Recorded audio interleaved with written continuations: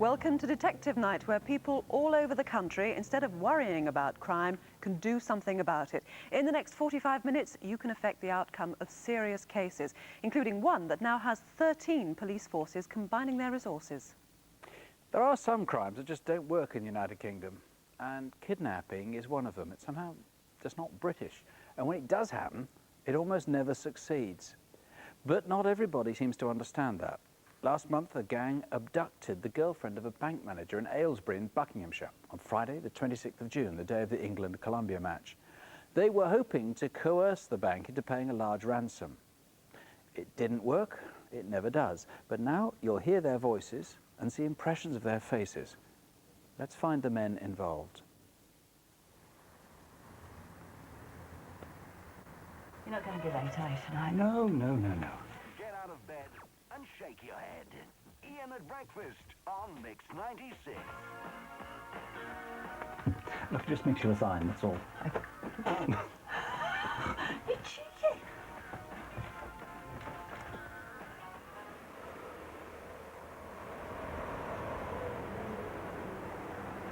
When I drove up by the side of them, I noticed that they were intently looking around there, as if they were waiting for something. Look, I'm sorry, this is a residence bay. Can you please move your car a bit down the road? The driver had dark hair and dark eyes with a sort of fairly pronounced bone structure. Not as big as the second man. The battery's dead, mate. We can't move it. Well, you can get out and push it a bit, can't you? The passenger was quite strong and very tall. He had very short hair, mousy colour. He was lighter in complexion. Yeah, all right. We'll push it down here.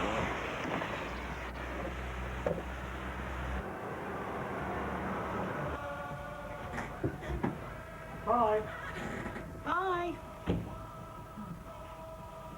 I heard a vehicle draw up, so I glanced out a bathroom window and could see a white van outside. They seemed to fill the space at the top of the stairs, and that moment seemed to stop. Get a carpet. It became quite clear to me they were going to take me away, and I remember at that time thinking, nobody will know this is happening to me. It was feeling as if I might disappear that day and that nobody would know.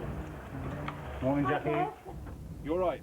All the time I was trying to keep calm. You're Lorna August. Your boyfriend's Kevin Paxton. I just kept thinking, just keep calm, because if you let that go, then you won't be able to deal with this.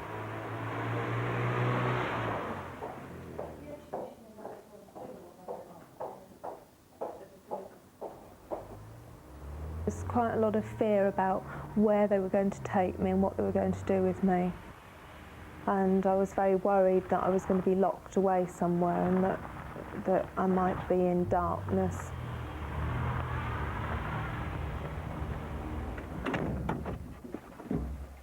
I was thinking in terms of being shut up for days.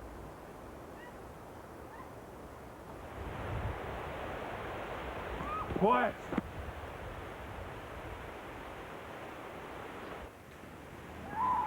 I wonder if you could check my account, see whether or not a check's gone in, please. Can I put this check in, please? Oh. You're right. Look, Kevin does what we tell him when we ring him. He'll be out of here in an hour, right? What if he doesn't? Then we'll burn you. The thought that they would set fire to the carpet brought on such an attack, and my heart was really pounding. It was like my heart filled that carpet up. Good morning, that was Dame Karen speaking. How may I help you? Could I speak to Kevin Paxton, please? 400. Good morning, Kevin Paxton speaking. Can I help you? Good morning, Mr. Paxton. I am a bank robber. I have your fiancée, Lorna August, in my custody. Now, are you going to do what I asked you to do? Otherwise, we're going to have to burn her. I beg your pardon. I have your fiancée, Lorna August. We picked her up from your house this morning. I have her in my custody. There's a little task I want you to do for me in order for you to get her back safely. All right. I need you not to call the police. All right. We've got some people on scanners. We've got the phone lines from the bank. They're all being monitored. I don't want you to panic. Everything will be fine if you do what I say. And do not tell anyone what you're doing. It don't matter. Lorna's life does. Now, I want you, as soon as you come off the phone, to leave the building. Walk straight up Corporation Street. At the top of Corporation Street on the left, there is a bin. In that bin will be a blue bag containing 2 holdalls. I want you to take those holdalls back into the bank and fill them with money. I don't want any fivers, 10s, 20s and 50s only. How much? I want them full. As soon as you fill them up, I'm only going to give you 5 minutes. We've got people watching you. We know exactly what you're doing. Okay? I want you to take those bags back up the top of Corporation Street. At the top of Corporation Street, turn left. Keep walking left, and one of my colleagues will pick the bags up from you. You completely understand? Yes, yes I do. Lorna will be perfectly all right if you do what I say. I must emphasise, though, you call the police, that's it. It was like the bottom had fallen out of my world to know that they'd got her. And I was in this position where it was between a rock and a hard place, really. I'd got to make that phone call. Police, please. The police being involved was going to end this a lot quicker than me complying with what they'd asked for. I heard the van driving off. I started to think they must have gone off to buy some petrol. At that point, I thought, you've got to get out of this. You can't lay here and let this happen to you. That first feeling of fresh air when I pulled my head and my shoulders out of the carpet it was like somebody taking the lid off a box. That feeling of rain was just so refreshing after being stuck in that carpet.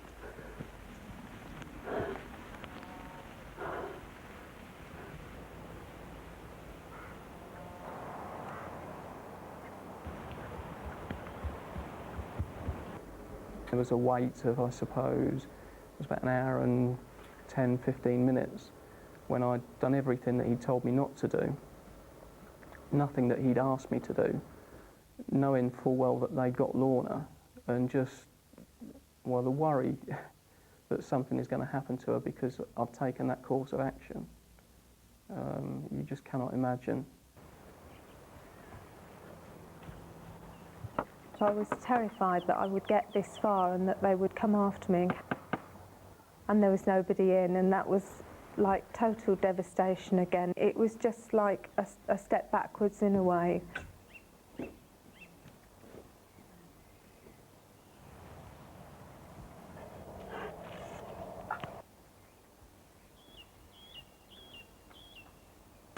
It was a real feeling of absolute relief when I got into the house, and once I heard the voice the other end, it was fantastic, really. Anna Harrison, a morning of paralysing fear for Lorna and for Kevin, but the whole thing was doomed from the start. It certainly was. In cases like this, the bank always dials 999 immediately. And also, even if they hadn't done this, there was no way that one individual could actually gain access to a large sum of money. So whoever did it doesn't know anything about banking. Actually, the odd terminology they used at times, talked about their colleagues and so forth. Yes, he talks about his colleague. He also mentions that Lorna is in his custody. He's using terminology that's very much like the police service or the military, or perhaps prison service or the security industry. And South East of England accents. Yes, accents from the southeast, and there are local connections. They obviously have local knowledge. They could be from Aylesbury or High Wycombe, but also we have connections to West London. Now, there was a second phone call. We heard the first phone call, which was the ransom demand. A second one was made later. They didn't know, of course, that Lorna had managed to escape. She could have asphyxiated in that carpet, and they made another call to say where she was. Yes, at 11:20, they called the bank and gave directions as to where Lorna could be found. Obviously, they were fearful that some serious damage could have come to her. And because of the callous nature of this attack, I mean, we would say we believe that these people have probably got girlfriends or wives. There must be relatives out there who know who these individuals are. And it's these people that we're appealing to. please do come forward and tell us who these people are. Well, do listen to this voice again. It's quite brief, but this is the second phone call. Lorna August will be found at Small Dean Lane, past Knapp Hill, about 150 yards up on the left. Now, if people think they might know who that is, you've got a third e-fit of one of them. Yes, we have two e-fits of the same individual.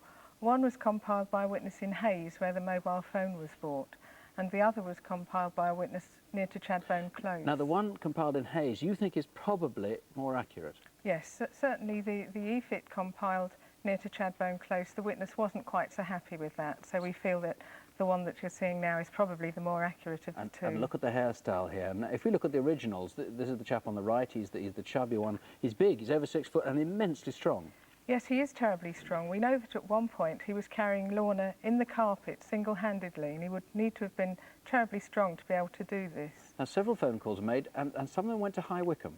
That's right. Certainly we know that there were accomplices in High Wycombe. One was at the railway station and was there from about 9:30 to 10:15, and a couple of phone calls were received and made from this telephone kiosk. Also, we believe that another of the team was near where the bag was, at the corner of Corporation Street, Castle Street. Now, the van that was used in the abduction had been stolen, a grey van. It had been stolen 2 weeks ago before, something like that, and must have been parked up somewhere. Not distinctive from the outside, but if it had been parked outside your house, you would have recognised it. Now, explain why. That's right. The van was stolen on the 13th of June from the centre of High Wycombe, and although it's got a grey outside, internally it's described as wheel clamp yellow. So it is fairly distinctive, and if this had been parked in your street, either with an H or a G registration, because it was in fact using false plates, then I'm sure that somebody must have recognised this van. A terrifying crime, and because of that, the bank's put up a very big reward.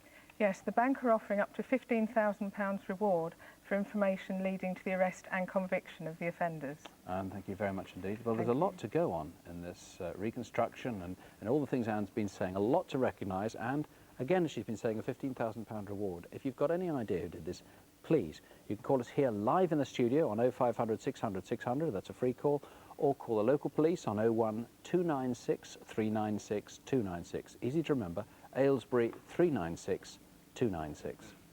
If you saw Crimewatch Update last month, you'll know there was a lot of excitement over several of our cases. There have been 9 arrests since then, 6 as a direct result of viewers' calls.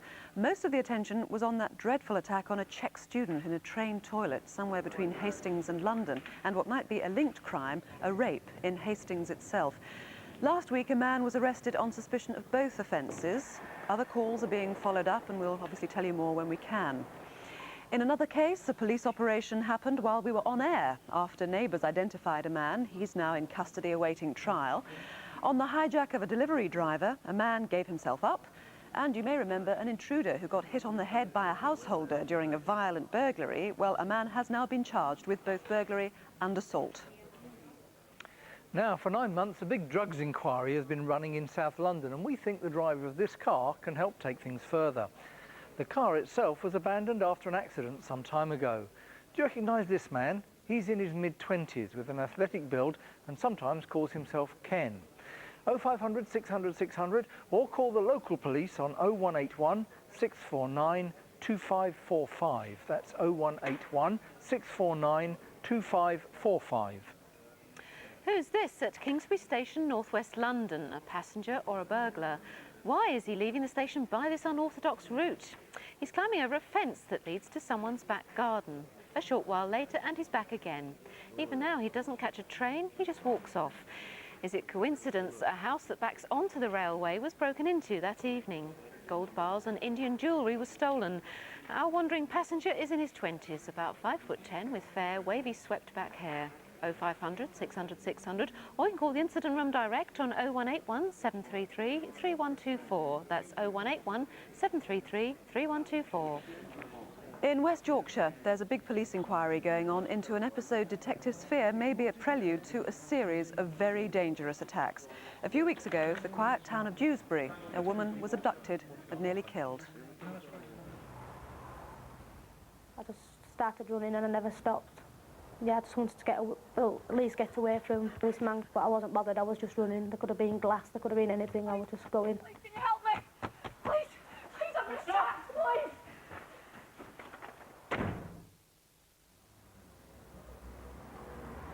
Yeah, it was a quiet start that night. There were very few people about, but there was one car in particular that had caught my eye that kept circling. It was a maroon coloured Cavalier. It's then that I realised that this driver must be familiar with the town because of the little side roads that he was using. He was stocky build, he had a short haircut, flat top, like a rugby player type.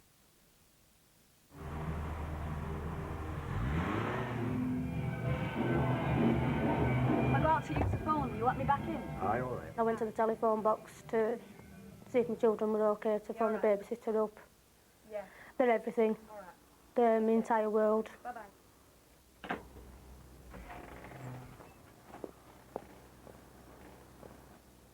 I had both arms round my throat and it was really strong. So strong I couldn't move my head. I was scared because I didn't know what was going to happen. And my first thought was just to see if I could get away, but I just couldn't get away from him.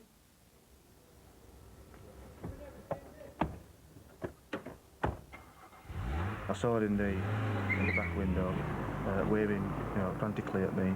I thought it very strange, that she'd just paid in and now she's going away in a car. Then some more customers came, taxi pulled up, my attention got taken by the club then. Shut up and lie down and back. The main things I remember about the car is the child seats and the toys, and he had a wedding ring on his finger. After driving around for some time, the man finally took her to a towpath off Ravens Wharf Road next to the River Calder. It's hard to believe he found it by chance. Again, it suggests local knowledge. And I kept telling the man that I had children, because I thought, with seeing the child seats in the car, he might realise that obviously that was my main concern, to go home to my children. But all I could see all the way through was my children's faces. Please don't hurt me. I want to go home to my kids, please. He raped me and tried strangling me again, and so I bit him on his arm. There was only one way out, and that was 8 feet down into the darkness. Luckily, she landed in the river rather than on the rocks, but the river was cold and filthy. And I thought, I've got to take this chance. It might be the only chance I get. Obviously, I didn't like going into the water. But I felt safer once I got there. There are moments when I do feel like just breaking down and giving up. At the moment, I'm trying to be positive and not let anything drag me down. I'm just trying to keep going for the sake of my children. What it might be is somebody was Well, Don Harrington, an appalling attack committed by a man capable of serious violence. He tried to kill her, didn't he? Yes, this was a horrific attack on a defenceless woman, and it was an attack of such a nature, when you take everything into consideration, that I would classify this man as a dangerous sex offender. Now, as such, there is always a possibility that he may have tried before, and what I would say is, if anybody out there has any inclination of anybody trying to do something like this to them or approaching them, do get in touch with us straight away. And of course the fear is he may strike again. Well, that is so, but can I say that this is a rare offence? I really want to say that. But when somebody can do something like this, there is always a chance he can do it again. Now, we saw a good description of him in the film. Roughly what age do you think he was? Well, I think from all I've gathered, he's in his 30s. But in particular, I'd like to mention that he had a bite on his left forearm just above his wrist. Now, that was when she attacked him himself. That is so. Now, and another peculiarity about him was he committed this offence whilst he was barefoot. Now, whilst I can't add anything to that, that is quite unique, I think, for that to happen. Now, And then, of course, he was also wearing a wedding band, and that takes us into the element of wondering whether he is, in fact, a married man. Now, he may be a married man, and that's one line of inquiry, but, of course, there is always a chance that he may have borrowed a car. The car, of course, which was the maroon or red Vauxhall Cavalier with those child booster seats That in is so, them. yes. You've Now, got an example there, I have think. indeed, and it's a particularly good example because the woman has picked this out. Now, the pattern is not the same, but in particular I want to draw people's attention to these 4 wings that are on here. She definitely says that this was the case. Now, what I want to say, if somebody's got one of these in the back of the car and if they've lent it to somebody or if they've a partner or somebody else who's used it, then do get in touch with So there was a her. booster seat in the back of the car and also in the passenger seat? That is right, yes. There was another booster seat in the front of the car, and of course there was a blind on the window by the rear passenger seat. Well, Don Harrington, a lot of clues to go on there, thank you. A terrible crime and a terrible prospect of this man being a serial offender. If it could be your husband or a friend or relative or anyone you know, please don't leave it to chance. Call us right away, 0500 600 600.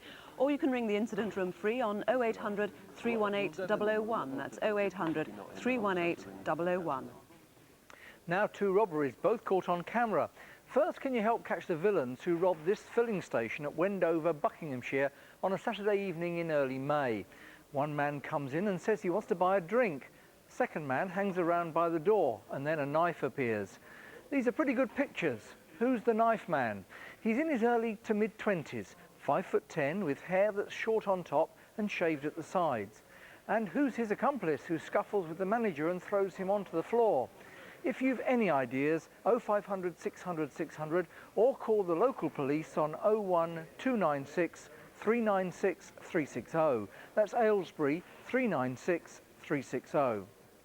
Now, who would wear something conspicuous to do a robbery? Well, take a look at this man in a Lecoq sportif padded anorak. It's black with yellow sleeves. He's just threatened and robbed a woman at an off-licence in Northumbria. Who is he? He's in his late teens or early 20s, about 5'8", with 2 missing front teeth. 0500 600 600 or call the incident room on 0191 454 7555. That's Newcastle 454 7555. We have had something like 50 or 60 calls so far on the Aylesbury abduction, where someone was trying to get money out of the bank as a ransom. Nearly all these calls here, about 30 or 40, are pointing out it was probably a BT van. You remember that one with the bright yellow interior, sprayed grey on the outside? No more calls on that, please. But we have had large numbers here, 1, 2, 3, 4, 5, 6 names that have been given on that case as well. We've also had 1 name given for the suspected South London drugs dealer. Now, with arrests from Crimewatch running at about roughly 1 case in 3, appears to have a pretty good chance of success. And when a crime isn't solved, well, we like to keep on trying. Despite 2 appeals so far, a one-man crime wave has continued to terrify people across a growing patch of northern and central England and North Wales. Tonight, we're going to show you everything you need to identify the culprit. It started in September 1996, and now after 29 armed robberies, they're on the lookout for him in building societies all around the country. His method is so primitive it's surprising he's not been caught. A gun in a plastic shopping bag, and simple disguises that help him blend into the crowd. First, look at his clothes. 2 years ago, he had a bomber jacket and flat cap. 18 months ago, he switched to anoraks and a deerstalker. By last summer, as well as anoraks, he had a blue wax jacket and a baseball cap. And this is his major fashion statement for 1998, a dark wool coat and trilby. Why the hats? Well, look at this. Hair at the sides all right, but maybe none on top, with a hairline something like this. As for his glasses, dark frames, tinted lenses and plain ones, what would he look like without them? Well, here he is. And this is an artist's impression. Unusually for an armed robber, he's in his 50s. He's short at 5'6", stocky with a ruddy complexion and a quiet voice. But his manner has become more menacing. He apologized at first for pointing guns at terrified cashiers. Now, increasingly, he's angry. I don't think anybody can appreciate what it does feel like to stand there and have this person threatening violence towards you. The anger, the trauma, just every different emotion that you go through. I know that I wasn't hurt physically, but I think mentally it does leave its mark, perhaps forever. His attacks are now almost monthly, and if he fails in one place, he tries another. Why does he need such regular cash? Does he gamble? Has he been made redundant or gone bankrupt? Is he pretending to someone that he hasn't lost his job? And if so, where is he whiling away the hours? Why are his attacks almost always on Mondays to Thursdays and between 4 and 5 in the evening, just before closing time? And why were there no attacks between last August and October? Was he on holiday or ill? And is this an innocent customer, or could this be him casing a building society in Shrewsbury 2 months ago? If that is you, or if you can help in any way, please do call. There's a £20,000 reward. But the real prize for catching him, of course, is stopping him. He's leaving behind a terrible trail of upset and misery. And if his gun is real, someone is going to get hurt. 0500 600 600, or call the local police on 01 785 234 952. That's Stafford 234 952. Now we want some help to find an officer of the law. In fact, he's a solicitor whom we'd like to speak to about some missing money. Last December, Alistair Malcolm Forrest Liddell was due to travel from Inverness to Edinburgh for an appointment with the Law Society. We know he got on the train, but he failed to keep the appointment. It's thought he's still somewhere in Britain, but where? He's 40, tall at 6'2", heavily built with red hair. If you see him, you'll do his family and his clients a good turn by calling in. 0500 600 600, or you can call the local police on 01343 543 101. That's Elgin 543 101. Not long ago, someone stole a credit card from a worker at an engineering company in Norfolk, and soon afterwards, this man appeared with it at a jeweller's in Norwich. Who is he?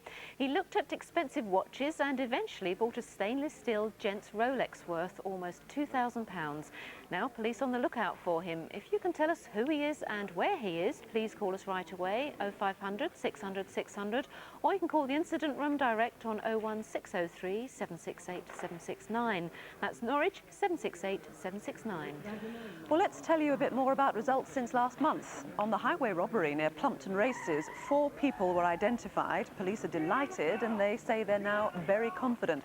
And on the hijack of the post office van in Surrey, a car that seemed important has been eliminated. A viewer called in to say the robber in the Gap top was related to someone he knew. So if you made that call, you obviously wanted to help. Will you please ring again with just a little bit more detail? 0500 600 600 here to the studio. That's 0500 600 600. And an important result, but a very curious one for Crimewatch. In a very unusual sequence of events, there's been a crucial arrest, not because of viewers' calls, but because of the Crimewatch team themselves. While making a reconstruction, our researcher and director spotted a hidden clue, which led detectives to point their inquiry in a new direction.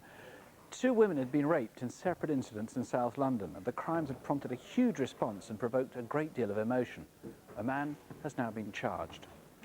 Next, the city of dreaming spires, the university town of Oxford. It's a picturesque place, surrounded by medieval colleges. One Monday morning 2 months ago, shops were opening in High Street and Cornmarket Street, and in the road between them, Turl Street.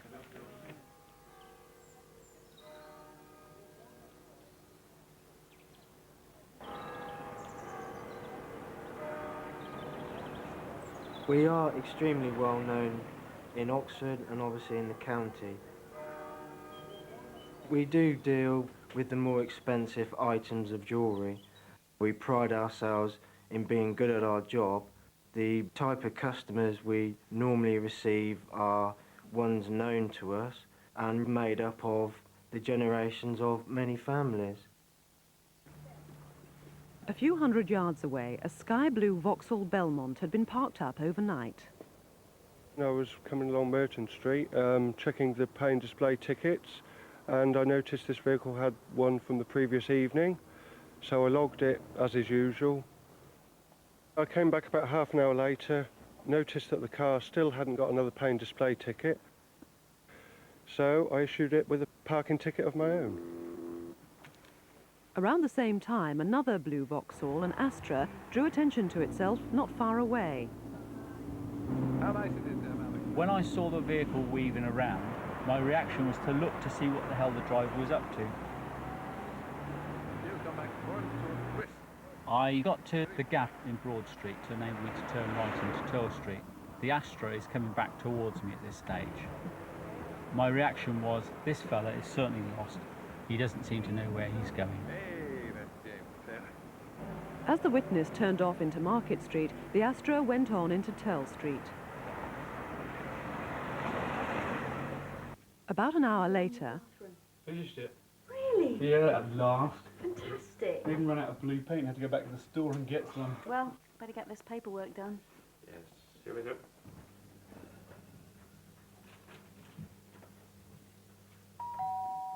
There was no real reason to doubt the customer at the door. His dress was very presentable, he looked very tidy, as most of our customers do. Get down! Get down! It took a couple of moments for me to realise what exactly was happening. My reaction was, I must keep calm. Get up! Get the windows open. Open the windows. Because of the noise, other staff realised what was going on. Know whether to come out or not, because, you know, I could see the guns, and I just generally thought, well, they might panic and start shooting or something. So I pressed the panic button, hoping the police would arrive quickly. Come on. Get the windows open. Come on. Come on. He pistol whipped me. There was lots of aggression. These guys were really keyed up to do the job. I was relieved that I was the only person there. It's a robbery. They've got a gun on Adam. Call the police. It's a robbery. There's the robbery in Turl Street. Get over there. Stay there. After I'd pressed the panic alarm, the emotions were really running rapid by then, and it was at that point when I knew that if I had pushed it any further, that as far as getting another pistol whipping, something else even more devastating could have occurred.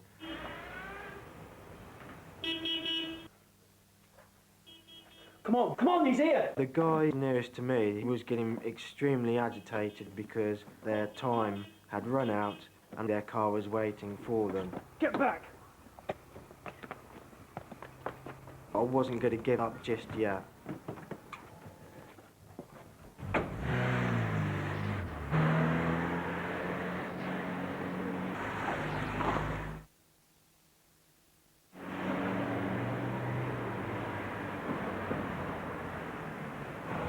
The Astra was abandoned nearby in Merton Street, where the Belmont had been parked, and the Belmont was seen being abandoned again close by in Woodbine Place, near Oxford Railway Station. And here's where you can help.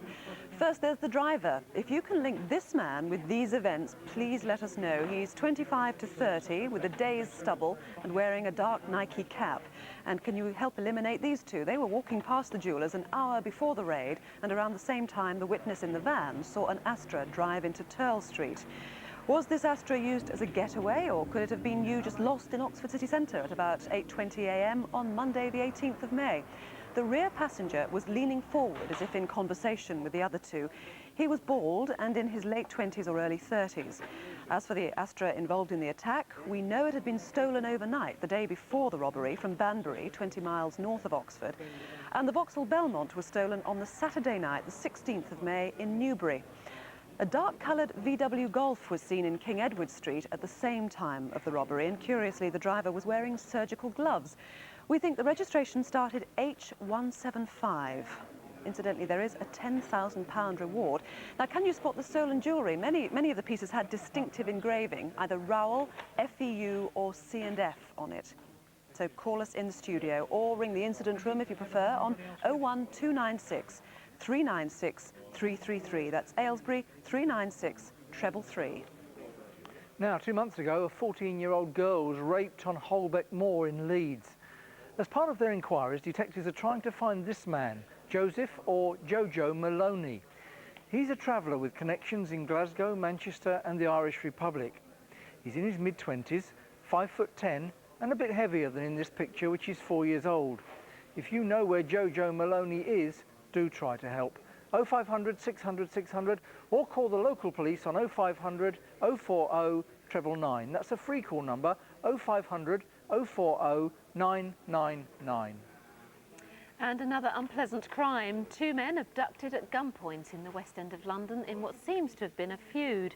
The victims managed to escape, and detectives are now trying to trace 2 men. First, Ian Ronald Tucker, 6'2", fit, with short fair hair and known to have friends in the Gravesend area of Kent. Then Mark Christopher O'Connell, 5'10", stocky and with connections around Northolt, West London. A third man may also be able to help. He's Suki Matu, a businessman and a very distinctive one at that. He's in excess of 25 stone, possibly Indian or Pakistani, with offices in East London.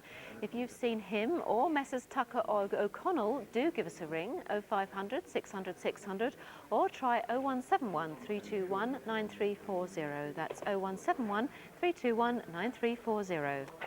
In previous generations, people knew their neighbours and strangers were looked on with suspicion, but now we've replaced twitching net curtains with closed-circuit TV cameras. Someone who commits a crime in the most unlikely location can still be picked out because of surveillance cameras many miles away. This next crime is on an unlikely target, and the crime itself is improbable. The weekend before Christmas, and a robbery on a place that rarely has any money on the premises.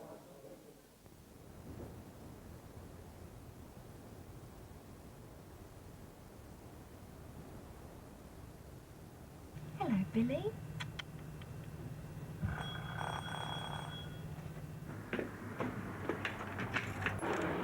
I just come to pick up a rabbit. Come in.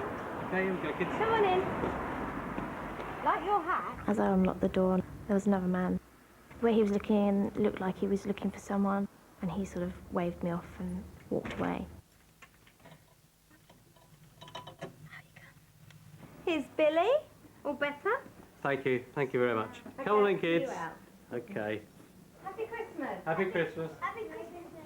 Hello. So I just like the working with the animals. They only love you and they come to you and they rely on you. And some of them come in, on death's door and end up going home fine.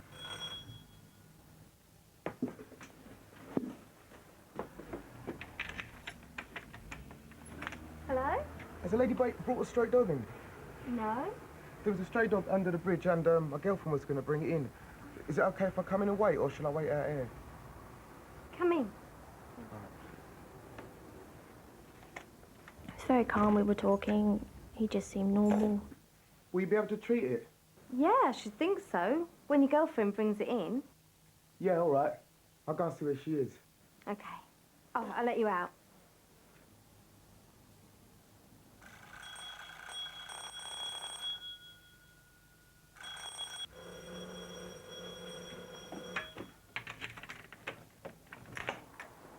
She's got the dog. She'll be down in a minute. Right. Lock the door. What? Lock the door. Where'd you keep the money? It was very sudden the way he changed. Got butterflies all in my stomach and I just panicked. And I just tried to do what he wanted me to do. Hoped he would go away soon. Get me a bag for this. What's this? You lied to me. I thought you said the vet took the money.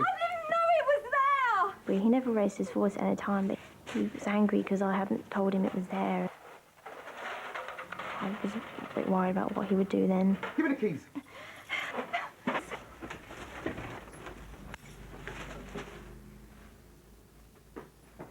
He was out of the building and I locked the door and he'd gone. I felt a bit safer than that. He was actually locked out. It was almost certainly the same man who walked around the corner to a taxi rank.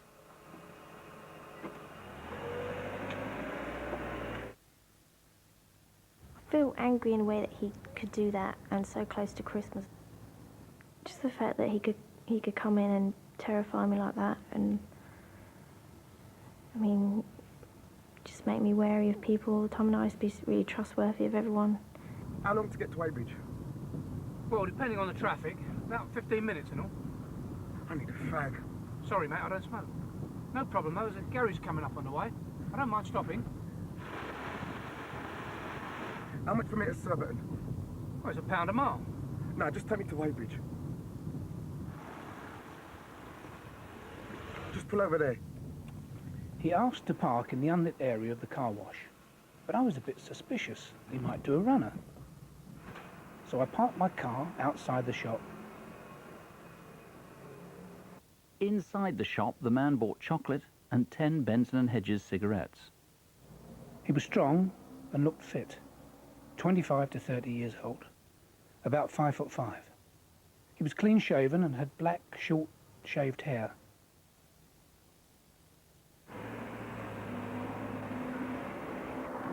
Is there a station here? Yes, West Byfleet. Drop me there then.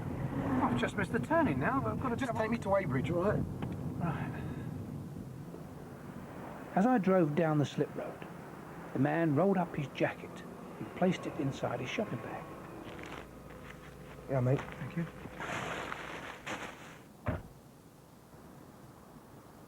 This is Weybridge Station, just before 10 to 5.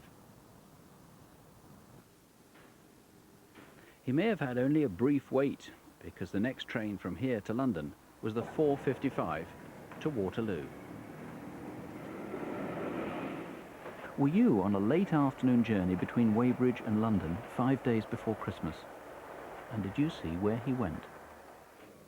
The bag taken by the robber was pretty unusual. It has this logo with Hill's Scientific Diet on it. If you come across a white bag with this red logo on it, particularly in the area of the southeast, do give us a ring. And if you recognise this man, incidentally, he changed his clothes in the taxi, so if you saw him, or if you can help in any other way, 0500 600 600, or call the local police on 01483 761 991. That's Woking 761 991. Well, as we hope, the phones have been busy yet again this evening. 93 calls on the Aylesbury kidnap, 29 offering names, and the same name has been mentioned twice, but no more calls, please, on suggesting the van is a BT van. We've had a lot of calls so far on that. 4 calls on the South London drug dealer, 2 names mentioned.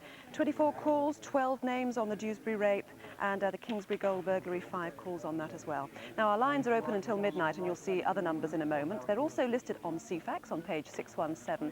And if you have any information on any crime, try Crime Stoppers. You can call anonymously if you want on 0800 555 111. If you've been the victim of a crime and you'd like to talk to someone for support, ring Victim Support Line on 0845 30 30 900. Their lines are open from 9 a.m. to 9 p.m. on weekdays and from 9 a.m. to 7 p.m. at weekends, and calls are charged at local rates.